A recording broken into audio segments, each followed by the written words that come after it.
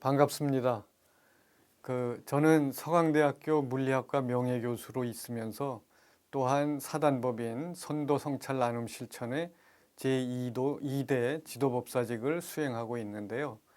오늘 제가 말씀드릴 내용은 물리학자가 체험한 선불교와 양자역학에 대한 이야기입니다.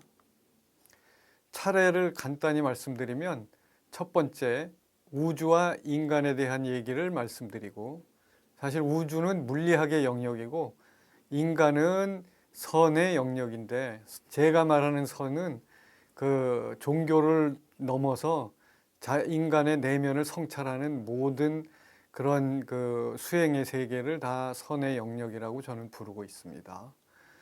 양자 물리학 가운데 오늘 제가 초점을 맞출 것은 빛과 전자의 이중성에 대한 그런 개념을 이 선의 세계에 어떻게 활용할 수 있는가 하는 내용이고요.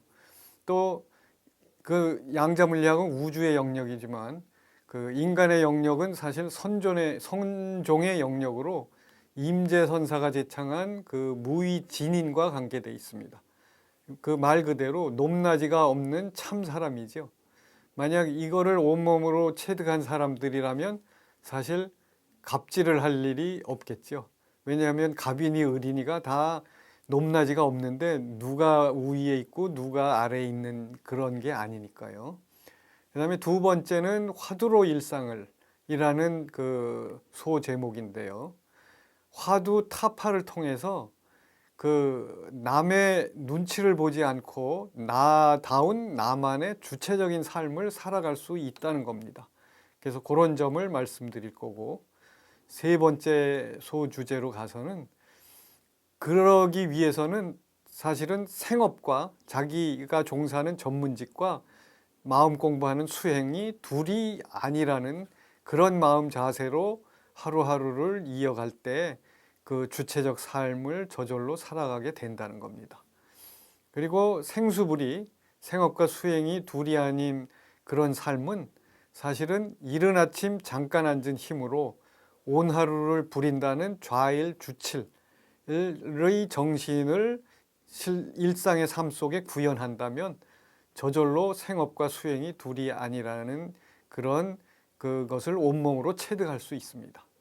그렇게 될 때 궁극적으로는 통찰과 나눔이 둘이 아닌 통보불이의 멋진 삶이 생업과 수행이 둘이 아닌 그런 태도로 하루하루를 살아가는 사람에게 멋진 삶의 길이 열린다는 거죠. 이제 연본데 이게 물리학자인가 선수행자인가? 이쪽 왼편의 라인을 보면 물리학자인 것 같은데 오른쪽 라인을 보면 이제 선수행자이고, 또 물리학자이면서 선수행자의 상호작용하는 영역들이 또 있어요. 제가 74년 3월에 서강대 물리학과를 입학을 했는데 6개월이 지나니까 이게 한 학기 끝나고 이게 고등학교처럼 보름이 지나고 난 다음에 월말고사들을 보기 시작하는데 완전히 시험 준비하다가 파김치가 돼서 꿈과 낭만이 있는 대학이 이런가 해가지고 인생과 대학과 뭐 학문에 대한 게 완전히 다 뒤죽박죽이 돼서 1년간 고뇌 갈등의 시기를 보냈어요. 그러다가 75년 10월에 이제 선도의 종달 이익 선사를 만나서 참선 수행을 시작하게 됐는데, 참선 수행을 시작하고 6개월 지나니까 놀라운 집중력이 길러졌어요. 그 집중력이 3학년 1학기, 2학기에 4.0 만점에 4.0을 맞게 됐어요. 서강대 이공대는 3.0이 거의 인문계의 4.0하고 같았는데, 그리고 서강대 이공대생들이 2.0으로 졸업하면 간신히 졸업을 해도 기업체에서 우수한 학생으로 잘 받아줬다 그래요. 그러고는 이제 제가 대학원에 진학하고 과정에서 이제 가나선 입문 과정을 마치고 거사업 법경을 받게 되고, 이거는 저 평생의 화두이기도 했던 것 같아요. 종달 선생님이 이렇게 살아라. 법은 진리고 경은 경계란 말이, 그러니까 진리를 드러내는 삶을 살아라. 그렇게 명령을 내리신 것 같아요. 그리고 이제 6편의 국제 저명학술지의 논문을 쓰고 박사학위를 받게 됐고 서강대 1호 박사가 됐어요. 사실은 저의 선배들은 석사 마치면 다 미국으로 유학을 갔는데 저는 안 가게 된 이유가 종달 선사님이 노쇠해가지고 제가 유학을 갔다가 6, 7년 후에 오면 이 세상 분이 아닐 수 있다는 생각에 또 마침 지도 교수님이 입자 이론 물리학을 한다면 종이와 연필과 학술지만 있으면 되는데 뭐하러 첨단 장비가 필요한 미국을 가려 그러냐. 그 말이 또 저에게 울림이 돼가지고 아 그렇구나 하고는 이제 국내에서 박사학위를 하게 된 거죠. 그 덕에 3년 만에 박사학위를 하고 강원대 물리학과 교수로 부임하고 또 뉴욕 주립대에 1년간 방문 연구를 갈 무렵에 모든 점검 과정을 마치고 인가장을 받게 됐는데 이제 박사학위증과 인가장의 그 유사성 이것도 이제 과학과 불교의 그 유사성인데 박사학위를 수료한 그 박사학위증을 받았다는 얘기는 이제 독자적으로 학문의 길을 갈 수 있고 제자들을 길러낼 수도 있다라는 거예요. 학문의 그 학문이 끝났다는 게 아니고 인가장도 마찬가지로 스승으로부터 이제 네가 독자적으로 제자들을 길러낼 수 있고 너는 또 그 깊은 심화 수행을 해갈 수 있다. 뭐 굳이 용어를 쓰자면 오후 수행이라고 할 수 있죠. 보림. 그래서 그런 과정을 이제 다 마치고 또 미국에 갔다가 돌아와서 강원대에 1년 재직하다 보니까 이제 서강대 물리학과 교수로 또 오게 됐는데 이게 다 불보살님의 뜻이었던 것 같아요. 종달 선사님이 입적하시면서 선도회를 제가 맡아야 되는데 춘천에 있게 되면 아무래도 그 서울이 중심인 데서 여러 가지가 어려운데 그 문제가 여러 가지로 해결이 되면서 그 오자마자 월간 불관과 또 인연이 돼가지고 두 문을 동시에 지나가라라는 기고를 하게 되고 양자역학에서 화두를 차용해가지고 쓰고 근데 제가 이 새로운 화두를 만든 동기가 하나 있어요. 역대 조사 어록들을 보면 기존에 알려진 화두들에 대해서 역대 선사들이 후대 선사들이 또 거기에 대해서 한마디씩 코멘트 뭐 주석 뭐 이런 걸 달아 놓으니까 후대 수행자들이 그 화두들의 주석을 보면서 본인이 그 경지에 간 것 같은 착각에 빠지게 돼가지고 화두 의심을 일으키질 못해요. 그래서 제가 무문관에도 보면 그 한 2개가 무문회계선사의 선배가 새로 제창한 화두가 들어있어요. 그 화두는 조사 어록을 뒤져봐도 없는 거거든요. 아무런 코멘트가 없으니까. 저도 그 효과를 노리면서 두 문을 동시에 투과하라는 화두를 만들게 된 거죠. 그 뒤 얘기는 뭐 그 생략하기로 하고 마지막 정리로 현재 서강대학교 물리학과 명예교수. 뭐 명예교수는 그야말로 그냥 명예로 뭐 학교 발전 기금을 1년에 한 번씩 내는 정도고 학교로부터 뭐 혜택은 물론 그 무료 주차증을 주는데 뭐 퇴직하고 갈 일이 별로 없는 것 같고요. 그 다음에 한편으로 또 제2대 지도법사직을 수행하고 있고 이게 2024년 4월 현재 박사학위는 퇴직 전인 2021년 2월까지 14명을 배출했고 법사는 퇴직 후에도 지금 지도법사직을 수행하고 있으니까 15명을 배출했고 SCI 국제학술지에 그 퇴직 전까지 177편을 그 실었는데 퇴직하고도 1년에 한 편 정도씩 이 머리가 녹슬지 않게 한 편씩 지금 쓰고 있는 상황이에요. 그리고 뭐 저서 뭐 책들을 좀 내고 있고 그래서 그 오늘에 이르고 있습니다. 자, 첫 번째 주제인 우주와 인간을 다루도록 하지요. 21세기 첨단 과학기술 시대라고 하는데 사실은 요즘은 AI 인공지능이라는 키워드가 자주 오르내리면서 어떻게 보면 첨단 과학기술이 AI 인공지능 시대를 향해서 지금 더 빠르게 나아가고 있는 것 같아요. 그러니까 우리는 지금 그런 상황에 놓여 있어요. 그리고 우주는 인간을 둘러싸고 있는 환경이죠. 그리고 그 우주는 과학의 연구 대상, 탐구 대상이고, 과학은 결국은 우주 속에 일어나는 자연 현상을 탐구하고 그 과정에서 자연 법칙을 발견해 오고 있지요. 그런데 이제 탐구 도구는 예전에는 육안으로 관측을 했는데 지금은 첨단 관측 장비를 동원해서 눈에 보이지 않는 미시 세계까지 우리가 파악할 수 있는 그런 세계가 됐습니다. 그 원자를 이용해 가지고 원자로 글씨까지 쓰는 그런 그 시대가 된 거죠. 그런데 이런 과정에서 과학자들이 밝혀낸 과학 지식들, 이런 과학 지식들의 공유는 그 전공에 상관없이 인문계 사람이건 이공계 사람이건 다 공유하는 것은 필수적이라는 거예요. 이제 그런 이유는 그 과학은 또 다른 비유의 보고라는 그런 내용으로 제가 뒤에 가서 설명을 드리면 왜 공유가 필요한지 자명하리라고 봅니다. 그 다음에 또 한편 인간은 우주 속에 놓여 있단 말이죠.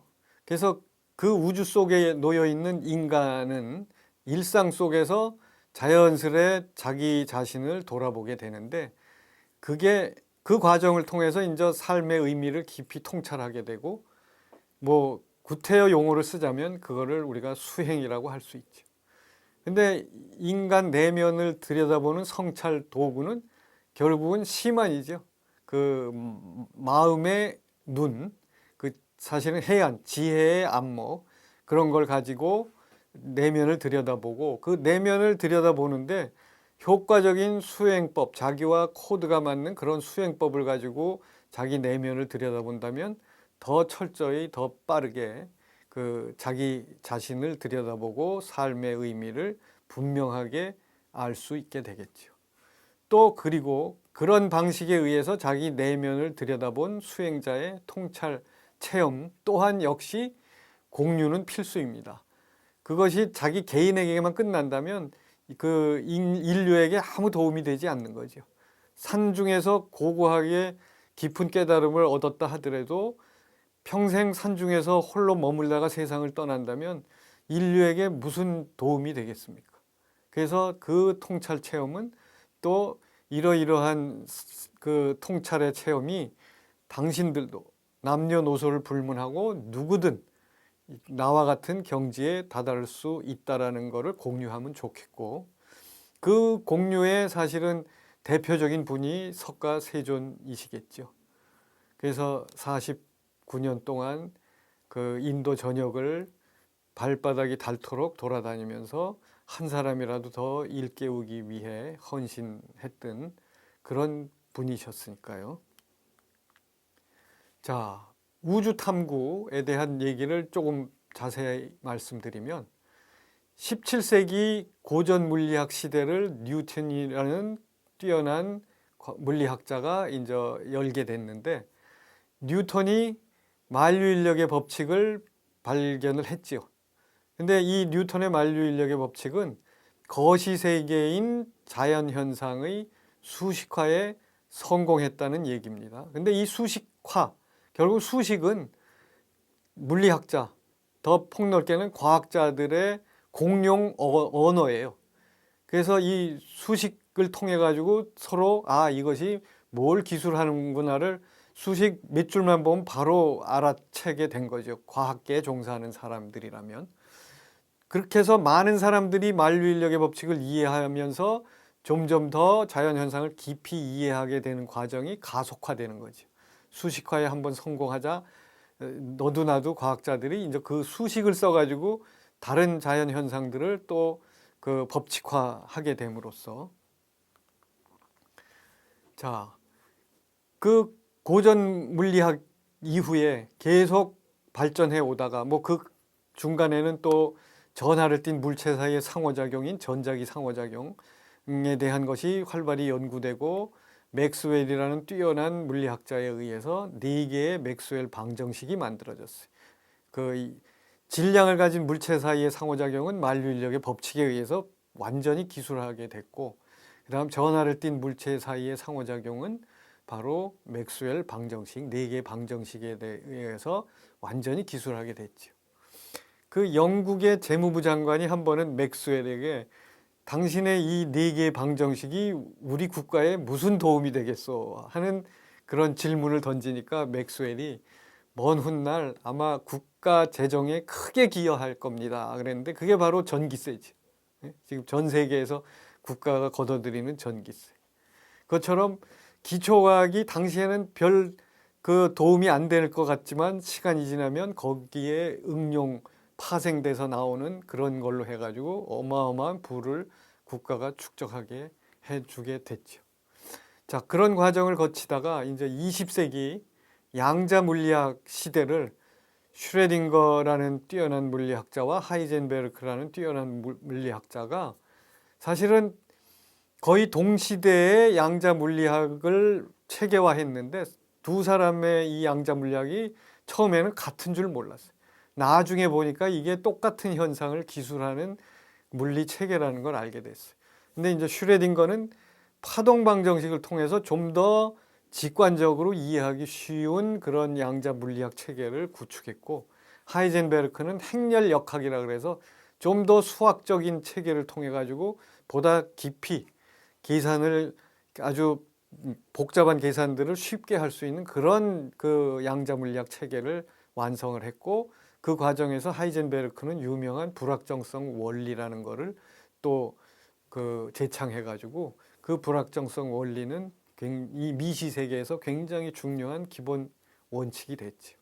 동시에 속도와 위치를 측정할 수 없다라는 거예요. 그 고전 물리학에서는 속도와 위치를 동시에 측정 가능해서 차후 운동이 예측이 가능했는데, 여기는 그런 불확정성이 존재한다라는 거죠.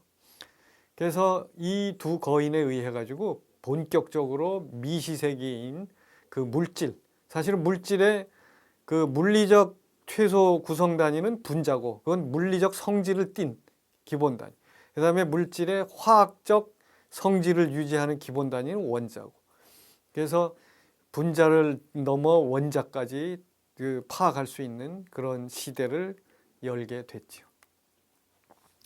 자, 이제 그 미시세계 탐구의 돌파구를 이 두 거인에 의해서 열게 되자, 그 다음 후속 연구들이 이제 진행되면서 결국 우주 탐구에 이제 두 가지 큰 그 주제가 있었는데, 하나는 우주를 이루고 있는 최소 기본 입자는 무엇인가, 또 그 기본 입자들이 어떤 상호작용을 해서 오늘날 같은 우주의 모습을 갖게 했는가, 그런 거죠.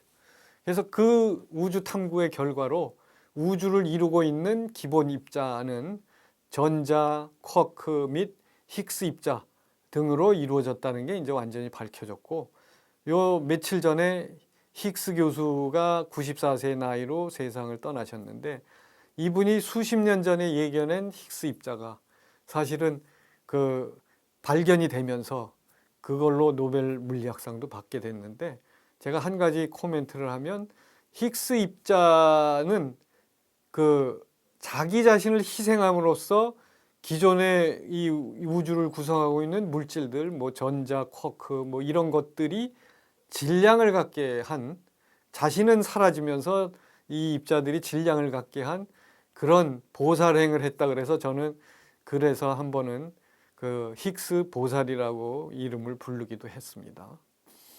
우리 인간의 세계에도 사실은 그런 희생 정신을 발휘하는 분들이 그 인류 역사상 적지 않거든요. 그래서 그 힉스 입자, 과학계에도 그런 것이 있다라는 걸 말씀드리고, 이제 기본 상호작용은, 기본 입자들이 하는 상호작용은 제일 오래 발견된 중력 상호작용, 질량을 가진 물체 사이에 미치는 상호작용이고, 전자기력은 전하를 띤 물체 사이의 상호작용, 양력은 이제 미시 세계에서 원자 핵이 붕괴되는, 그런 약하게 결합되어 있기 때문에 그게 붕괴되는 현상과 관련이 돼 있고, 그러니까 원자핵이 붕괴된다는 건 무거운 원자핵들이, 우라늄이 붕괴되면서 원자력 발전이 가능해지고 하는 그런 것들. 또 물론 인류를 멸망에 이르게 할 수도 있는 핵폭탄에도 관여하고 있지만, 또 강력은 그 가벼운 원자핵들이 강하게 그 묶여 있는 거예요. 헬륨 원자 같은 경우 중성자 2개, 양성자 2개인데, 중성자는 뭐 전기를 띠고 있지 않으니까 그 전하를 띤 물체 사이의 상호작용에 작용하지 않지만, 그 양성자 2개는 같은 그 양의 전하를 갖고 있으니까 강한 반발력으로 튕겨 나가야 되는데 그놈을 묶고 있단 말이에요. 그게 바로 강력이 작용하고 있기 때문에 안정된 헬륨 원자를 유지하게 되는 거예요. 이제 그런 것들을 다 밝혀낸 거죠. 남아있는 그 중요 과제는, 진행 중인 중요 과제는 사실은 아인슈타인이 실패한 통일장 이론. 아인슈타인은 중력과 전자기력을 통일하려고 그랬어요. 그때는 양력과 강력에 대한 게 그렇게 잘 알려져 있던 때가 아니기 때문에. 근데 중력의 결합상수는 너무 약하고, 그래서 전자기력과 하나로 묶기에는 불가능했어요. 그래서 그 다음 젊은 세대의 그 입자 이론 물리학자들이 중력은 포기하고 그 전자기력과 양력을 묶는 약한 전자기 상호작용을 한 그 틀에 묶는 데 성공을 했고, 조금 더 나아가서는 강력까지도 묶는, 그래서 전자기력과 양력과 강력을 묶는 그 표준 모형을 그 만들어내 가지고 실험적으로 꽤 인정받는 그런 이론이 구축이 됐어요. 그런데 이 이론들의 단점은 뭐냐면 그냥 한 스킴에 묶어놨을 뿐이지, 전자기 상호작용의 그 결합상수, 약한 상호작용의 결합상수, 강한 상호작용의 결합상수들이 다 다르니까 결국은 서로 다른 힘을 그냥 하나로 묶어놓은 것 뿐이거든요. 그래서 그 이론 물리학자들은 이 다른 결합상수들을 하나로 묶는 그런 통일 이론을 구축해보자 해가지고 이 전자기력, 양력, 강력을 하나로 묶는 그 대통합 이론, 그랜드 유니파이드 시어리, 큰 통일 이론이라고도 부르는데, 그 이론을 이제 묶는 데는 성공했는데 하나의 결합상수를 가지고, 그런데 이놈을 잘 들여다보니까 양성자 붕괴 현상이 발견이 되는데, 양성자 붕괴 현상을 이론이 예측하지만 그 예측한 그 라이프 타임, 이 양성자가 존재하는 그 라이프 타임이 그 길어가지고 관측이 안 되는 거죠. 그래서 이 이론에는 단점이 있다 그래가지고 그 그랜드 유니파이드 시어리는 과도적인 이론으로 그냥 남았을 뿐이고, 사실은 제가 박사학위를 할 무렵의 주제가 바로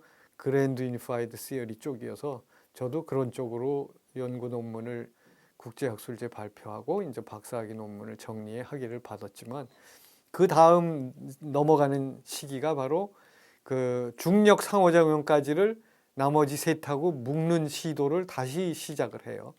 그때 그 무렵에 이제 초중력 이론이라고, 슈퍼 그래비티 시어리가 바로 중력까지도 포함이 가능한 그런 이론 체계가 이제 알려지게 됐어요.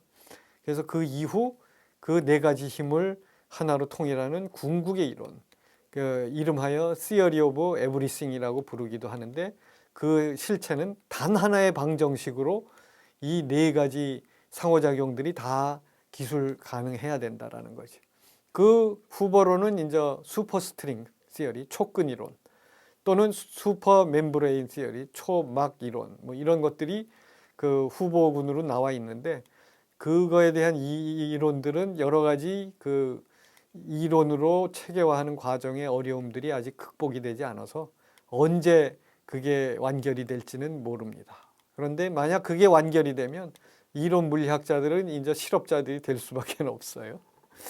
그리고 또 하나는 이제 그런 과정에서 그 현재 우리는 그 고전 컴퓨터를 쓰고 있는데, 이 고전 컴퓨터의 단점이 뭐냐면 회로를 통해서 전류가 흐르게 해야 되는데, 결국은 고전 컴퓨터의 성능을 높이는 일은 컴팩트하게 해야 되는데, 그 컴팩트하게 하는 과정에서는 회로도 점점 더 가늘어지게 되죠. 근데 이 회로를 전류를 흘려보낼 때는 전기 저항에 의해서 열이 난단 말이에요. 그래서 회로를 아무 가늘게 하다가 어느 순간이 되면 바로 과열돼 가지고 회로가 끊어지기 때문에 고전 컴퓨터를 구현할 수 있는 그 회로의 굵기의 한계가 있다라는 거예요. 극한이. 지금 시대가 바로 그 극한의 시대에 가까이 와 있는데, 그런데 정보는 어마어마하게 쌓여가고 있고, 그거를 해결하기 위해서는 이제 고전 컴퓨터가 아니라 양자 컴퓨터가 구현돼야 되는 거지. 그게 고전 컴퓨터는 0, 1, 2비트를 이용하지만 고전 컴퓨터의 단점을 보완하는 거는 이제 양자 컴퓨터는 양자의 중첩 원리가 작용된 그 큐비트, 그 0이라는 그 양자 상태와 1이라는 양자 상태의 중첩 상태를 가지고 이제 양자 컴퓨터를 구현할 수 있는 그런 시대가 오고 있고, 지금 그 아직까지 완벽한 실용화에 이르진 못했지만 거의 눈앞에 두고 있어요. 그 실현 가능성을. 자, 그 통일 이론에 대한 얘기를 했었는데, 제가 1987년 9월에 1년간 뉴욕 주립대 스토니브룩에 방문 연구를 했는데, 거기에 바로 초중력 이론을 만든 그 중요한 기여를 한 피터 반 니엔호이젠 교수가 거기 계셔가지고 거기를 이제 1년간 방문 연구를 했는데, 그분의 그 콜로퀴움, 대학 본부에서 주최한 콜로퀴움을 저도 참석을 해봤는데, 인문계 교수들까지 한 4,500명이 대강당에 들어가서 이 세계적인 석학의 그 콜로퀴움을 아주 진지하게 경청하는 거를 보고 제가 깜짝 놀랐어요. 인문계 교수들도 이렇게 관심이 많구나. 그래서 그 여기에 보면은 뉴턴의 그 중력 상호작용 1687년에 만류인력의 법칙이 발견되고, 그 다음에는 전기학과 자기학이 독립적으로 발전해 오다가 맥스웰에 의한 전자기 상호작용이 이제 전하를 띤 물체 사이의 상호작용이 알려지고, 그 다음 약한 상호작용, 강한 상호작용이 차츰 알려지면서 점점 그 중력 상호작용은 이게 아인슈타인의 특수상대성 이론, 일반 상대성으로 발전돼 가고 있고, 또 거기에 이쪽은 이제 근본적인 물리학이 발전돼 가는 과정이에요. 그래서 양자 물리학이 1926년에 슈레딩거와 하이젠베르그에 의해서 이제 확립이 됐고, 그 아래는 이제 이 상호작용들이 대칭성이 발견이 되면서 그 대칭성을 따지면서 이론을 체계화해 가지고 약한 전자기 상호작용이 알려지게 되고, 1967년 이 상호작용으로 그 와인버그, 글래쇼우, 그 다음에 살람이라는 분이 그 새로운 쿼크를 예견하고 그 쿼크가 발견이 되면서 노벨 물리학상을 받게 되는데, 이때 사실은 안타깝지만 그 이휘소 박사도 거의 비슷한 수준의 기여를 했는데, 이분들이 노벨 물리학상을 1979년에 받는데 이휘소 박사가 1977년에 교통사고로 돌아가심으로써 살아있는 사람에게만 주는 노벨상을 받을 기회는 이제 없어진 거죠. 그렇지만 뭐 한국이 우수한 DNA를 갖고 있으니까 조급하게 생각할 필요는 없다고 보고, 언젠간 노벨 물리학상을 받을 때가 오리라고 봅니다. 이제 이 서로 다른 세 개의 상호작용, 중력을 제외한 게 아까 제가 말씀드렸듯이 그랜드 유니파이드 시어리에 의해서 이거는 1세대의 입자들, 기본 입자들을 포함하는 거고, 우리나라의 김진희 교수님이 SU7 그 대칭성을 가지고 현재까지 그 당시까지 알려진 2.5 제너레이션을 몽땅 포함하는 이론을 구성해서 잠시 떴었는데, 그 2.5 제너레이션이 나중에 탑 쿼크까지 발견이 되면서 3 제너레이션이 완전히 알려지게 되니까 이제 SU7 그 이론은 폐기 처분하게 된 거죠. 그러면서 이제 그것까지 다 포함하는 하고 중력 이론까지 포함하는 이제 초중력 이론이 그 활발히 연구가 됐는데, 여기에도 모든 제너레이션을 포함하는 것이 이제 문제가 되면서 자연스레 촉근 이론으로 넘어가게 됐어요. 그래서 제가 그 스토니브룩에 1년간 가 있으면서 중요한 그런 그 태도를 배워왔고, 통일장 이론은 제가 귀국 후 이제 물리학과 학생을 강의할 때나 교양 과목을 강의할 때마다 인간적인 측면에서 학생들에게 인생지도 과제를 주기 시작을 해요. 각각 개인적으로 본인이 어렸을 때 어떤 꿈을 가졌으며 미래에 어떤 꿈을 실현하려 하고 있으며 그 실현을 위해 현재 어떻게 살아야 되는지 그 삶의 태도가 담긴 인생지도를 과제로 내게 해서 통일지도 못지않은 그런 효과들을 봐오다가 정년퇴직을 하게 됐습니다. 자, 이거는 우주가 어떻게 진화되어 왔는가, 픽사베이에 있는 저작권에서 자유로운 그림을 하나 갖다가 이제 냈는데, 태초에 그 시간이 0일 때 빅뱅이 일어나 가지고 이제 대폭발이 일어나면서 점점 여기 별들이 형성돼 가고 초기 은하계가 형성되고 요 무렵에 이제 태양계가 형성이 된 그런 거죠. 한 45, 6억 년 전에 지금으로부터 형성이 됐고, 그 45, 6년이 지난 지금의 모습이 바로 이렇게 돼 있는 거죠. 자, 이제 과학에 대해서 그 초점을 맞췄는데, 인간은 또 종교적인 성향들이 있어서 그 첨단 과학 기술 시대를 살고 있지만 그 과학의 역할이 아무래도 또 영향을 주게 되는데, 핵물리학자인 이안 바버 교수가 굉장히 그 영성적으로도 깊은 체험을 하신 분 같아요. 이분이 이제 과학이 종교를 만날 때, 그래서 이 네 가지 범주로 나눠 가지고, 근데 이분의 이 과학이 종교를 만날 때 이 종교는 그 그리스도교를 대상으로 한 거예요. 불교는 그 과학과 그렇게 상충하는 일이 없거든요. 오히려 그 이화여대 김성구 명예교수님이나 고려대 양형진 교수님 같은 분들이 불교와 이제 과학에 대한 관계를 충돌 없이 지금껏 여러 차례에 걸쳐서 잘 그 설명해 오시고 있기 때문에 그게 중요한 그런 그 증거지요. 근데 그리스도교는 이제 신의 문제와 결부돼 가지고 굉장히 그 갈등이 많았는데, 이분도 첫 번째로 다른 게 이 갈등 이론, 성서 문자주의자. 성서에는 한 글자도 오류가 없다, 무오류를 주장하는 사람들과 과학자, 무신론적인 과학자 사이의 갈등은 아주 심각하죠.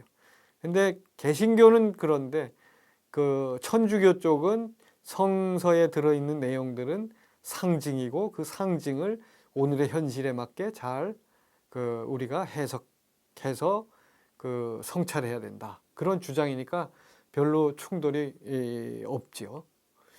그 다음에 이제 독립이론은 사실은 제가 제일 강조하는데, 이 과학이 종교를 만날 때라는 책을 만나기 전부터도 저는 종교와 과학은 완전히 다른 영역이다. 그렇지만 인간이 다루는 영역들이기 때문에 그 상호 보완적인 관점을 얼마든지 제공할 수 있다. 그래서 저는 이거를 과학은 또 다른 비유의 보고이다라는 표현을 써가지고 과학을 통해서 파악한 과학적 사실을 우리가 그 내면 성찰에 잘 활용할 수 있다라는 거죠. 제가 즐겨 쓰는 비유는 꼭 짚고 넘어가야 될 것 같은데, 그 빅뱅 얘기를 조금 전에 했는데, 그 현 시점으로 돌아와서 저나 이 강의를 듣는 여러분들이나 부모님들이 만나서 결혼하지 않았다면 지금 이 순간 이렇게 호흡하고 있지 않아요. 또 부모님의 부모님들이 만나서 결혼하지 않았다면, 그거를 거슬러 올라가면 빅뱅까지 도달하게 되겠죠.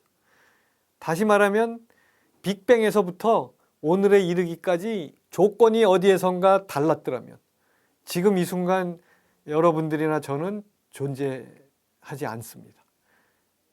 그렇다면 우리는 거의 확률 제로의 정말 신비롭고 소중한 존재일 수밖에 없는 거죠. 확률 제로인데 존재하고 있으니까.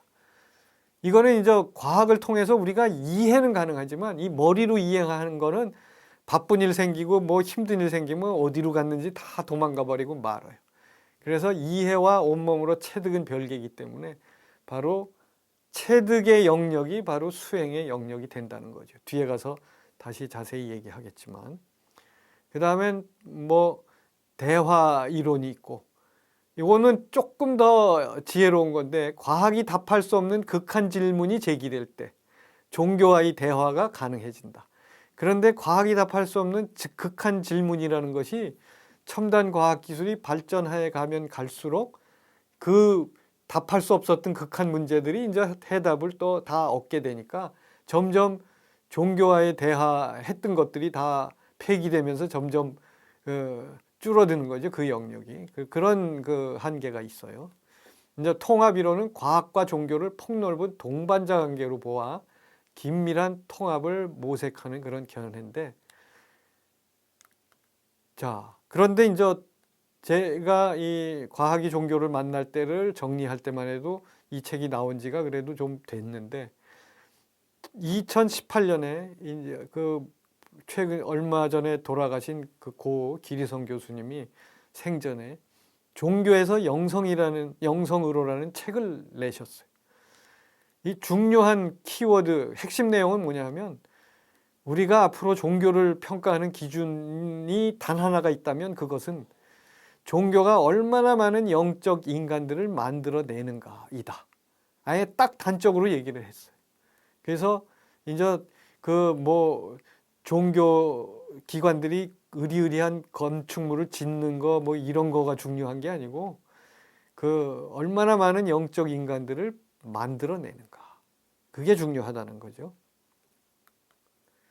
자, 이제 우주에 대한 얘기는 이 정도로 끝내고, 그 우주와 인간을 연결해주는 그 과학이 종교를 만날 때로 해서 이제 인간으로 자연스럽게 제가 넘어왔는데, 과학적 성찰은 과학은 또 다른 비유의 보고이다라고 하고, 그 본보기는 제가 조금 전에 말씀드렸고, 이제 이거는 이해 차원인데 그 실제로 온몸으로 체득해가지고 실천하는 건 또 별개의 문제란 말이죠. 그래서 선불교적 성찰을 통해서 중생과 부처가 둘이 아님을 온몸으로 체득하는 것이 가능하고, 이거는 석가세존을 비롯해가지고 역대 선사들이 일생을 통해서 보여줬던 거거든요. 그래서 온몸으로 체득 가능한 걸 보여줬고, 그렇게 체득한 분들의 삶의 모습을 보면 통찰과 나눔이 둘이 아닌 통법우리의 멋진 향상일로의 길을 걸으셨다는 거죠. 일생을 통해서. 근데 이 통찰과 나눔이 둘이 아니라는 거는 그 시부도라는 그 선문헌을 통해서 우리가 잘 알 수 있는데, 뭐 시간 관계상 시부도에 대해서 제가 자세한 얘기는 안 하지만, 그 큰 절을 가보면 법당 벽면에 보면 10개의 소를 찾는 그림의 맨 마지막에 입전수수, 이 그 바랑을 어깨에 둘러매고 지팽이 들고 저작거리로 뛰어드는 그림들이 돼 있죠. 이제 그동안 수행한 바를 온몸을 던져서 어려운 이웃들을 돕겠다라는 그런 마음 자세. 근데 이 시부도가 잘못하면 사람들을 오도할 수가 있어요. 9단계까지 완벽한 통찰 체험을 하고 난 다음에 입전수수해야 되는 걸로 오인할 수 있지만, 사실은 입전수수가 9단계까지 완벽하게 깨달음에 도달한 다음에 하게 되면 이것도 그 첫 걸음, 그 갓난아기 걸음마 하듯이부터 시작하게 되는데, 처음 잃어버린 소를 찾아서 나서는 단계부터도 얼마든지 함께 더불어 할 수 있거든요. 조금 자기의 그 수행력이 길러지고 나면은 자기보다 수행력이 떨어지는 분들을 아우르면서 함께 나아갈 수 있거든요. 그래서 시간 관계상 제가 더 얘기는 안 하는데, 유명한 백은선사의 일화가 그 물론 입전수수 단계에서도 그 중생제도를 한 모습이 있지만, 아직 자기에 대한 아집이 떨어져 나가지 않은 상태에서도 그 출가승은 뭐 중생제도 해야 된다는 거는 이 머릿속에 박혀 있으니까 그 돕는 일을 한번 했는데, 뭐 이 얘기는 하고 넘어가면 좋을 것 같네요. 아직 소는 잊어버렸는데 망우 존인의 단계. 소를 찾아서 집으로 데려왔는데 소는 놔버렸는데 존인, 자기 자신은 아직 놔버리지 못했어요.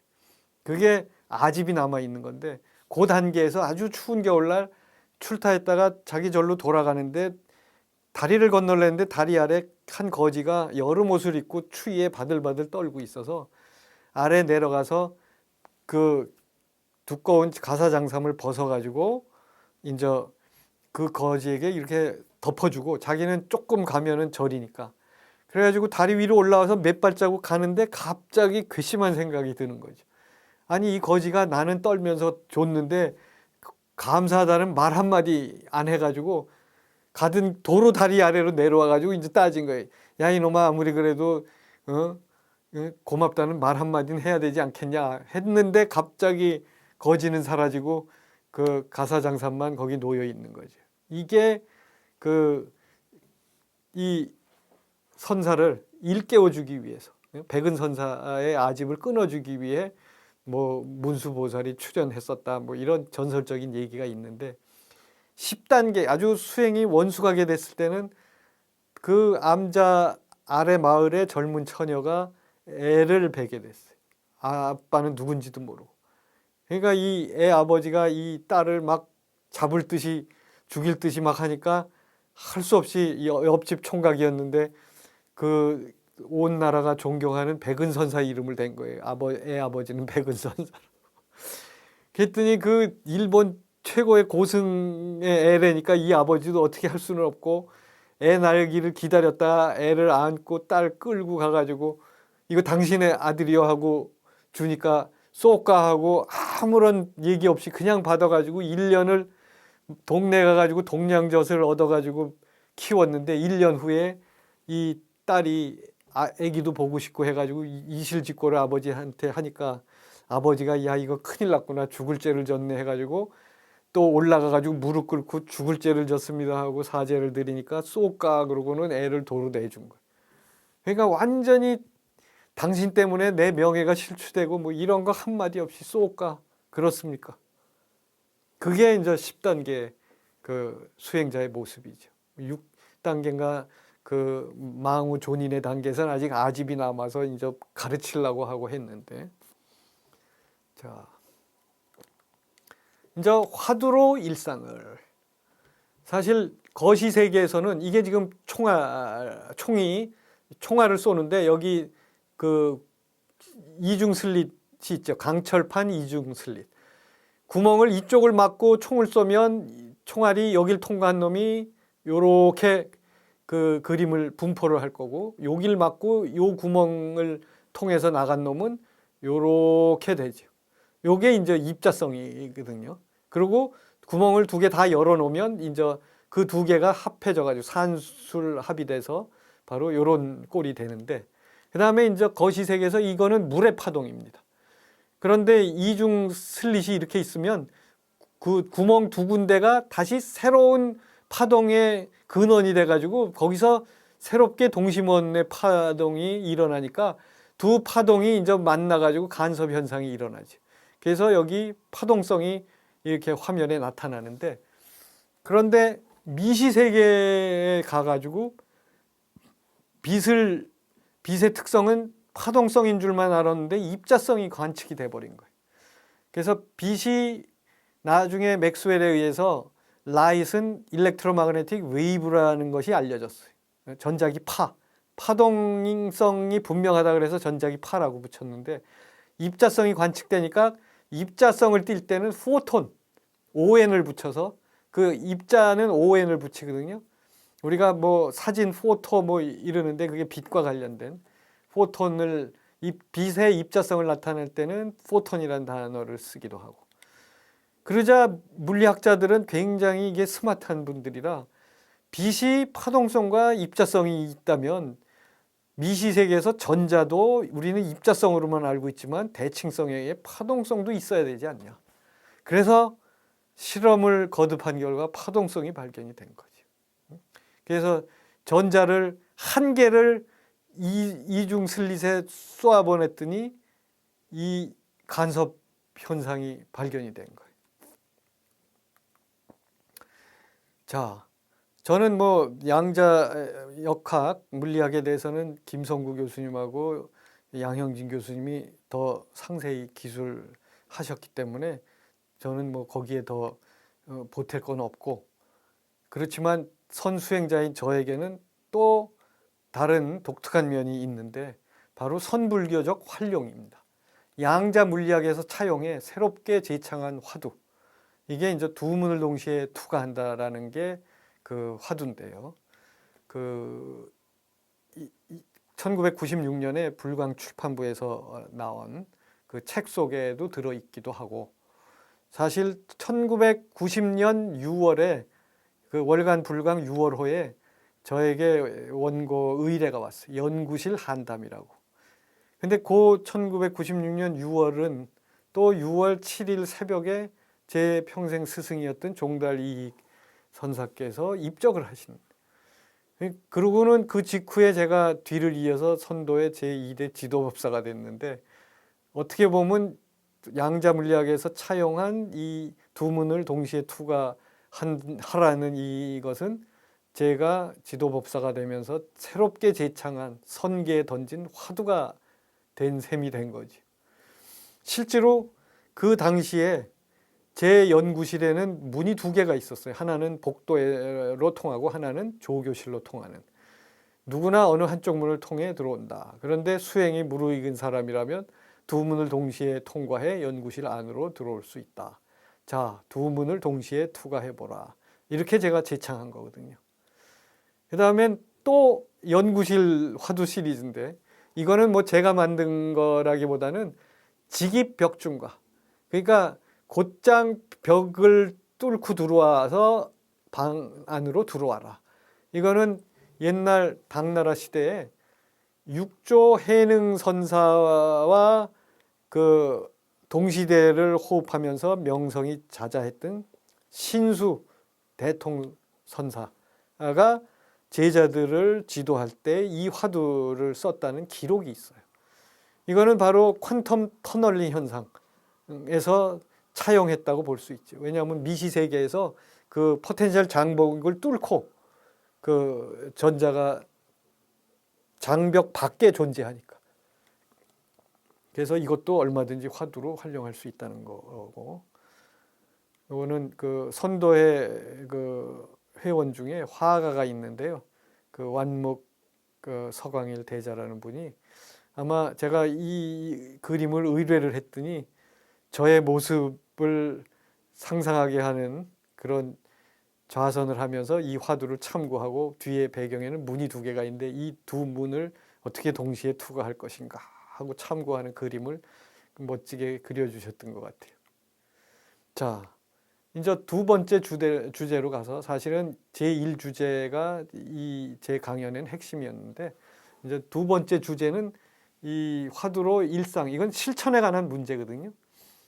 근데 벽암록을 지은 원호극근 선사가 그 어록에 보면 그분이 이렇게 제창을 했어요. 좌일주칠. 이른 아침 잠깐 앉은 힘으로 온 하루를 부리네. 이게 깨어있는 시간의 8분의 1은 다리 틀고 앉아서 내면 성찰을 하고, 8분의 7은 맡은 바 본직에 온몸을 던져서 뛰어든다라는 거거든요. 그러니까 산중에 선방의 출가 스님들은 하루 일과는 다리 틀고 앉아서 참고하는 일이란 말이에요. 뭐 8시간 하는 데 있고 10시간, 12시간, 14시간 하는 데가 있는데, 그거에 전심전력하지만 생업에 종사하는 사람들은 근무 시간, 보통 8시간이죠. 그 8시간에 번뇌망상 없이 자기 맡은 일에 온몸을 던져서 뛰어드는 순간, 그 8시간은 수행인 거죠. 그래서 제가 주장하는 게 생수부리가 별게 아니다. 또 산중에 머리 깎고 출가한 분들을 우리가 부러워할 필요도 없다. 아침 저녁으로 1시간씩만 그 집중하고 그 힘을 가지고 맡은 본직에 온몸을 던져서 뛰어들면, 그러면 수행은 저절로 이루어진다. 사실 간화선 수행이라는 게 남송 시대에 사대부들을 위해서 대종고선사가 귀양 가가지고 서신 입실 점검하면서 사대부들을 깊은 깨달음의 세계로 들어가게 한 거거든요. 그 사대부들이 오늘날로 말하면 전문직 종사자들이거든요.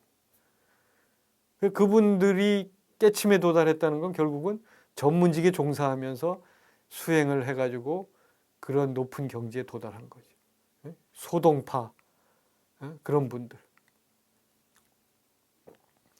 이 제목은 사실은 저도 생각을 안 했었는데 감리교 그 농촌 그 진흥원장 수련원장인가 하는 차흥도 목사님과 제가 인연이 있는데 그분이 어느 날 그 자기네 감리교단에서 영성 세미나를 올해 이게 2019년인가 그래요.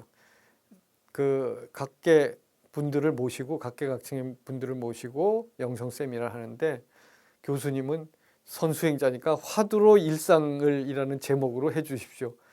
그래가지고 아 참 신선한 그 제목이다. 그래가지고 이제 그거를 준비해서 발표도 하고 3시간을 강연을 시켰어요. 2시간 발표에 1시간 질의응답. 그래가지고 하여튼 굉장히 좋은 그 경험이었는데 이거를 그 시사 위크에도 또 짤막하게 정리해가지고 한번 기고하기도 했고 그 화두로 일상을은 이 3번째 주제에서 설명을 드리도록 하죠. 생업과 수행은 둘이 아니네. 생수불이. 여기에 이제 저를 포함해서 선도의 도반들, 길벗들의 하루를 소개해드리면 이제 자명하리라고 봅니다. 이른 아침에 눈 뜨면서 뭐 세수하고 정신 차린 다음에 다리를 틀고 앉아가지고 사실은 신사홍소원을 염송해요. 그 혹시 신사홍소원 들어보셨어요? 원래 사홍소원이 이제 불교 의식마다 하고 뭐 불제자들에게 염송하게 하는데 잘 들여다보면 이거는 보살의 경지에 오른 사람이 아니면 불가능한 그 서원이죠. 그래서 제가 2010년 하반기에 이걸 좀 바꿔야 되겠다. 그 선도회만이라도 실천으로 옮기자. 그래서 재창하기 시작한 게 이 신사홍서원인데 날마다 한 가지 선행을 행하오리다. 일일 일선 서원행. 그 다음에 날마다 한 가지 집착을 버리오리다. 일일 일착 서원사. 한 가지씩 버리자 이거죠. 그 다음에 날마다 한 구절 법문을 익혀오리다. 이제 또 날마다 한 차례 화두를 살피오리다. 그렇게 되면 이거는 보통 사람들도 실천할 수 있는 거란 말이에요. 날마다 한 가지 선행. 이거는 제가 퇴직 전에 보면 과학관 입구를 들어가려고 그러면 거기 이나시오 로열라 성인이 세운 예수회의 뛰어난 그 제자들 가운데 한 사람인 그 마테오 리치 신부를 기념관이거든요. 그래서 안내판이 있고 뭐 컵 하나 올려놓을 만한 것이 있는데 거기 보면 아마 저녁 때마다 대학원생들이 나와서 담배를 핀 것 같아요. 분명히 퇴근할 때는 없었는데 새벽에 저는 일찍 학교를 가는데 보면 그 컵, 자판기에서 뽑은 종이컵 잔도 거기 올려져 있고 좀 3분의 1쯤 채워져 있는데 또 피다 남은 꽁초를 거기다 꺼가지고 그게 그대로 올려져 있는 거예요. 그러면 이제 그거 하나 들고 들어가가지고 제 연구실 쓰레기통에 버리고 나면 일일 일선.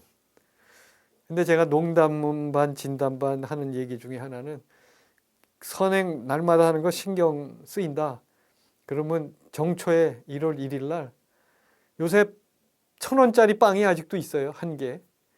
그러니까 잠자리에 들기 전에 선행한 게 하나도 없다 그러면 저금통에 1,000원을 늘 넣는 것도 좋은데 1월 1일 새해 첫날에 1,000원이 한 달이면 3만 원이고 12달이면 36만 원이니까 아예 36만 원을 띄워놓으면 1년치 선행은 다 한 거다. 뭐 그런 농담을 제가 하기도 했어요. 자, 그 다음에 신사홍선을 염송하고 그 마음 자세를 가지고 1시간 좌선을 하고 중요한 거는 좌선이 끝날 때 2, 3분 동안 마칠 때 해야 할 하루 그 근무 시간에 해야 할 시급한 일 정리하기. 그럼 사실 허둥지둥 하루 일과를 시작하면 막 급히 처리해야 될 일보다 부차적인 일을 먼저 하고 막 이러다 보면 그날 이 시급한 일은 놓치고 넘어가고 막 정신이 없는데, 참선이 끝날 무렵에 쫙 정리를 하고 중요한 일 순서대로 뛰어들어서 하게 되면 허둥지둥 안 되고 하루를 아주 알차게 보낼 수 있거든요. 그리고 이제 근무 시간에는 8시간 생업에 온몸 던져 뛰어들기. 이때는 점심시간조차도 딴 생각하면 안 되죠. 대개 보면 뭐 주식이 막 오를 때는 점심시간에 뭐 주식 투자에 대한 뭐 노하우들을 서로 주고받고 이러는데, 제가 보기에 그런 분들이 나중에 보면 돈 다 날린 분들이 적지 않았던 것 같아요. 그러니까 맡은 일에 뛰어들고, 퇴근 이후 이제 독서하기, 낮에 일 돌아보며 반성하기, 그리고 그 다음에 1시간 좌선을 하고 잠자리에 들면, 이 낮에 일을 반성하고 잠자리에 들면 어떤 좋은 장점이 있냐면, 그냥 일에 지쳐서 잘 시간이 돼가지고 쓰러지면 낮에 응어리진 일이 머릿속에서 맴돌거든. 그러면 숙면을 할 수가 없어요. 그게 막 신경 쓰이는데, 응어리진 거를 풀면서, 그래 내가 낮에 어떤 놈이 과실이 8이고 내가 과실이 2인데 그래도 내가 그 친구를 만나면 다음날 내가 잘못했다고 먼저 사과를 해야지 하고 정리를 하면 편안해지거든요. 나는 잘못한 게 적은데 저놈이 많이 하고도 큰 소리 치고 있네 하고, 그게 머릿속에 있으면 잠을 방해한단 말이죠. 근데 그걸 다 정리하고 1시간 참선하면 온몸이 아주 부드럽게 이완되면서 잠자리에 들면 숙면하게 돼 있어요. 근데 이 숙면이 굉장히 중요한 게, 숙면을 통해서 낮에 지쳤던 몸이 완전히 회복이 되거든요. 그래서 숙면이 잘 됐나 못 됐나는 다음날 아침 눈 떴을 때 상쾌하고 기분이 좋으면 아 내가 숙면했구나. 근데 막 찌푸둥하고 막 이러면 아 내가 또 잠을 제대로 못 잤나. 그 기준이 되는 거죠. 그 다음에 낮 동안에 우리가 밥 먹을 때 식사 오간 염송하는 거. 그리스도 교인들이 세끼 밥 먹을 때마다 자기를 한번 돌아보는 기도가 있잖아요. 사실은 이 선의 세계에서도 식사 오간이라는 게 있어서 아침, 점심, 저녁 밥 먹을 때 이 음식은 어디에서 왔는가. 내 식탁에 오기까지 무수히 많은 사람들의 땀에 감사드리고, 내 닦은 바로는 받기가 부끄럽네 해서 한 번 더 자신을 낮추고, 이 몸을 지탱하는 약으로 알아. 약은 우리가 과용 안 하죠. 근데 우리 지금 음식물이 1년에 낭비하는 게 1조 원이 넘는 걸 뉴스에 나오죠. 환경오염. 그러니까 딱 알맞는 양만 덜어가지고 먹고 하면은 버려지는 음식들이 없을 거란 말이에요. 특히 그 직원 식당들 이렇게 가보면 뭐 이렇게 쌓아가지고 갖고 와가지고 나중에 볼 때는 또 반은 그냥 버리는 게 많아요. 뭐 맛있어 보이니까 잔뜩 쌓아놓는데 식탐 때문에. 바로 식사 오간은 그런 걸 방지하기 위해서 굉장히 좋죠. 그리고 이제 마음에 일어나는 집착을 떨치고 이 몸을 지탱하는 약으로 알아 모두 함께 참나를 찾기 위해 이 음식을 받겠습니다 하면 밥 먹을 때도 또 수행이 되는 거죠. 자, 그렇게 하루하루를 생수부리의 삶을 보내게 되면 일일 시호일, 월간 불강에도 한번 제가 썼는데, 날마다 이게 즐겁고 소중한 날이죠. 알차게 보내니까. 우리는 지금 하루하루 보내고 또 그 다음에 주주 시호주, 여기는 길어서 제가 생략을 했는데 한 주 단위로도 또 소중하게 보내고, 월월 시호월, 또 달마다 또 소중하게 보내면 12달을 잘 보내면 연년 시호년이 되고, 그렇게 보낸 사람은 일생 시호생, 100세 시대라 그러는데 일생을 통해서 정말 보람된 삶을 살겠죠. 윈스턴 처칠이 세상을 떠나기 직전에 한 유언이 정말 그 가슴에 와닿았는데, 남긴 유언이 뭐였냐면, 나는 다시 태어나도 내가 이번 생에 걸어온 그 길을 그대로 걷고 싶다. 그 얼마나 그 가치 있는 뜻 있는 삶이었으면 그렇게 고백을 하겠어요. 그리고 소동파는 입적하기 3일 전에 아들 셋을 불러가지고 유산을 물려준 게 아니고 유언을 남겼는데요. 나는 지금껏 추워도 죄를 지은 일이 없다. 그러니 나는 절대로 지옥에 떨어질 일 없으니 내가 죽고 난 다음에 울고불고 곡하지 말아라. 축제처럼 내 장례를 치러라 하는 그 유언을 남겼어요. 아마 윈스턴 처칠이나 소동파나 다 멋진 그 유언을 남겼다고 봅니다. 사실 대한민국은 가장 큰 공동체지만 거기에 크고 작은 공동체들 많잖아요. 그런 공동체들이 뭐 정치면 정치도, 예?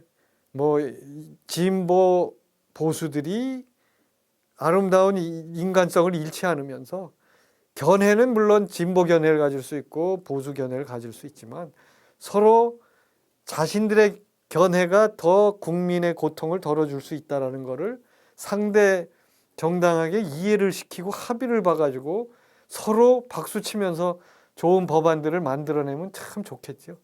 그래서 이제 그런 공동체 정신을 우리가 그 확립해야 될 때가 아닌가. 최근에 우리가 온갖 그 험담들을 해가면서 선거를 치렀는데 이제는 지역의 볼모를 잡혀가지고 그 지역에 그 당이 정천하면 무조건 뽑는 게 아니고 그 지역의 정말 진정한 일꾼들을 뽑는 그런 시대가 오기를 간절히 염원드리면서 제 강의를 마치도록 하겠습니다. 감사합니다.